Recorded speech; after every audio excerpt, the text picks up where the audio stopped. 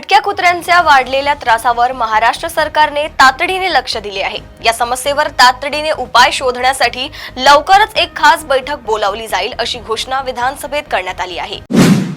सातारा ताडोबा अंधारी व्याघ्र प्रकल्पातील कोलारा कोअर रेंजमध्ये पकडण्यात आलेल्या वाघिणीचं सह्याद्री व्याघ्र प्रकल्पात स्थानांतर झालंय। ताडोबातील वाघीण छोटी तारा या प्रसिद्ध वाघिणीची ती मुलगी असून तिचे वय साधारण 2 वर्षांची आहे।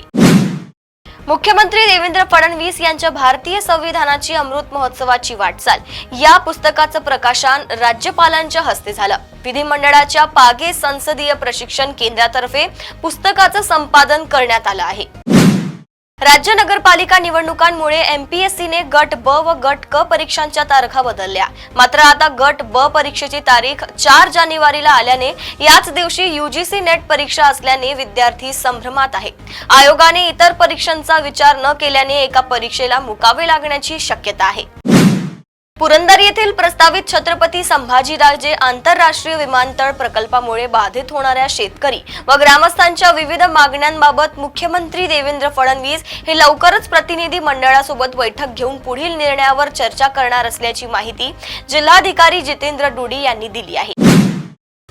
रायगड जिल्हा परिषदेने दिव्यांग कल्याण निधीमधून दिव्यांग व्यक्तींसाठी नाविन्यपूर्ण योजना म्हणून अतितीव्र दिव्यांग व्यक्तींना निर्वाह भत्ता देणे या योजनेचा अर्थसंकल्पांमध्ये समावेश केला आहे। यासाठी परिपूर्ण प्रस्ताव 31 डिसेंबर पूर्वी गट विकास अधिकारी पंचायत समिती कार्यालयामध्ये सादर करावेत असे आवाहन मुख्य कार्यकारी अधिकारी नेहा भोसले यांनी केले आहे। नाशिक जिल्ह्यातील आदिवासी बहुल भाग असलेल्या त्र्यंबकेश्वर तालुक्यात टाके देवा गावजवळील बरड्याची वाडी येथील रहिवासी असलेल्या बच्चूबाई हेंडोंगे या महिलेने आपल्या 12 अपत्यांपैकी 3 मुलांची विक्री केल्याचा संशय व्यक्त करण्यात आला आहे। आशा सेविकांनी केलेल्या भेटीत हा प्रकार समोर आला आहे। पुनर्रचित हवामान आधारित फळ पीक विमा योजनेच्या आंबिया बहार योजनेत कोकण विभागातील आंबा, काजू आणि उर्वरित महाराष्ट्रातील संत्रा पिकासाठी फळ पीक विमा योजनेत भाग घेण्यासाठी 15 डिसेंबर पर्यंत मुदतवाढ देण्यात आली आहे।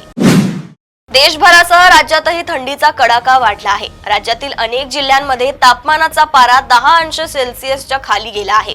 भारतीय हवामान विभागाने थंडीचा येलो अलर्ट दिला असून पुढील काही दिवस थंडीचा कडाका कायम राहणार आहे। सोलापूर मुंबई मार्गावरील सिद्धेश्वर एक्सप्रेसच्या AC-A1 कोचमध्ये प्रवास करणाऱ्या एका प्रवाशाच्या लॉक केलेल्या ट्रॉली बॅगमधून जवळपास 5 किलो वजनाचं सोनं चोरी झालंय। यासाठी पोलिसांची 3 पथक तैनात करण्यात आली आहे। पुढील तपास सुरू आहे। प्रदेशातील अशा टॉप 10 बातम्या मी साक्षी आपल्यापर्यंत पोहोचवत राहील। तोपर्यंत बघत रहा देशोन्नती। नमस्कार। ठळक घडामोडींसाठी देशोन्नती न्यूज चॅनलला सबस्क्राइब करा आणि बेल आयकॉन प्रेस करा।